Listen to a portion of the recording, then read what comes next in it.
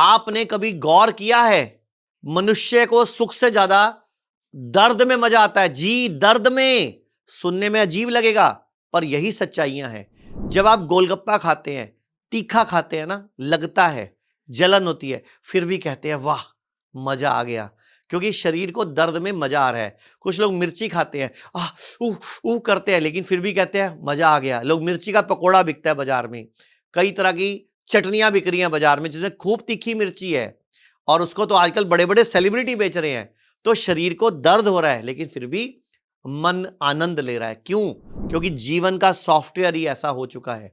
मनुष्य को तकलीफ में ही आनंद आता है, उसको शिकायत में रस आता है, आलोचना में रस आता है। वो सोचता है कि चारों तरफ बर्बादी है, पर उसी बात को बार बार दोहराने में उससे सुख मिलता है।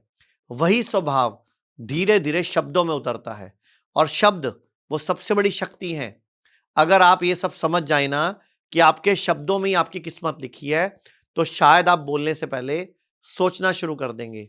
एक एक्सपेरिमेंट हुआ, साउंड और सॉल्ट एक्सपेरिमेंट। ये ध्यान से सुनना, आपकी जिंदगी बदल देगा। एक वाइब्रेशन प्लेट पर नमक रखा गया, नीचे से साउंड दी गई, तो साउंड की वाइब्रेशन फ्रीक्वेंसी बदली और नमक ने अलग अलग पैटर्न बनाए। यहां तक कि अगर स्पीकर से सुरेश बोला गया तो एक अलग पैटर्न, रमेश बोला गया तो अलग पैटर्न, मनीष बोला गया तो अलग पैटर्न, खुशी बोला गया अलग पैटर्न, और दुख बोला गया तो अलग पैटर्न। तो अब सोचिए, एक ही नाम बदलने से पैटर्न बदल जाए तो आपके मेरे जीवन में कुछ नहीं हो सकता।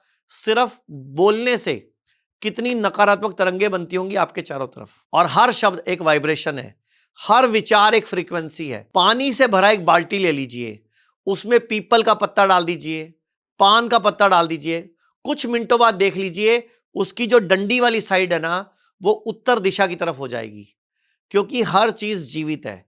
ऐसे आप तुलसी का पत्ता लेकर मोबाइल में लगाकर उसकी फ्रीक्वेंसी चेक कीजिए, उसमें रेडिएशन नहीं आएगा, क्योंकि हर चीज जीवित है।